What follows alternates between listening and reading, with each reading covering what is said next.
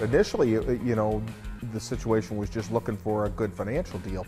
However, after we came in and we drove the cars and got to look at the way that they compared to other cars, I mean, we thought that it was a favorable comparison.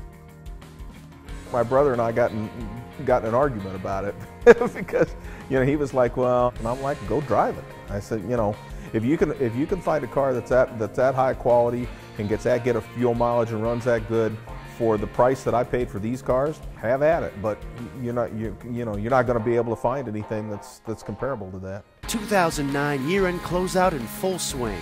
Here's one example. New 09 Kia Optima LX, $13,900. Schottenkirk Kia of Quincy, just south of the Chevy store in Quincy.